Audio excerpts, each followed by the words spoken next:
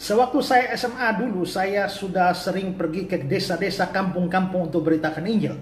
Dan dalam satu perjalanan penginjilan ke satu kampung, saya berjalan bersama dengan beberapa orang yang ada jarak cukup jauh di depan. Tapi ada keanehan bahwa pada tempat tertentu mereka semua berbelok keluar dari jalur utama dan baru melanjutkan perjalanan. Jadi mereka mengitari dan tidak mengikuti jalan utama itu. Nah, ada apa? Saya terus ke situ dan saya melihat rupanya di jalan itu ada sarang lebah yang jatuh di situ dan jalanan itu penuh dengan lebah-lebah. Itulah sebabnya orang-orang tidak melewati jalan itu, mereka berbelok baru melanjutkan perjalanan.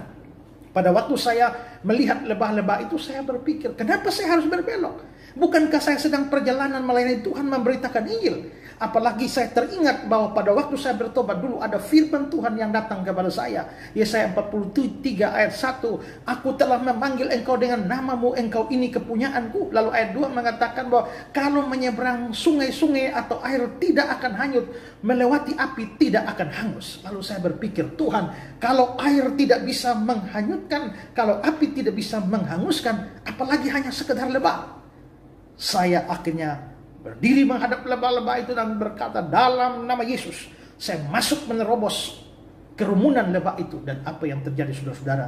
Rupanya saya dikeroyok oleh lebah begitu banyak. Waktu itu, saudara, saya masih kurus. Tapi sejak disengat lebah itu, saya gemuk sampai sekarang tidak turun-turun gemuknya.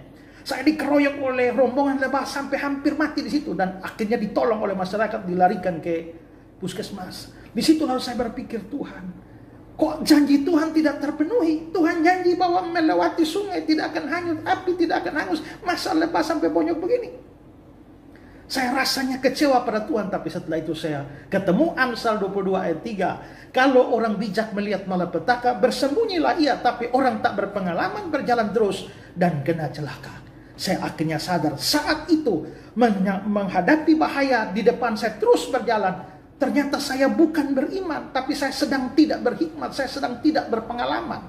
Nah, saya kira banyak kita terjebak di sini. Kita berada pada masa COVID yang sangat mengkhawatirkan, tapi banyak orang hidup seenaknya, melanggar semua prokes yang ada. Dan mereka beralasan, mereka beriman tidak akan kena COVID. Ingat, saudara tidak sedang beriman. Saudara sedang mencobai Tuhan Allah di satu sisi, dan saudara sedang tidak bijak, tidak berpengalaman. Ingat, orang bijak kalau lihat malapetaka, dia bersembunyi. Tapi orang bodoh, orang tak berpengalaman terus, maju terus dan kena celaka.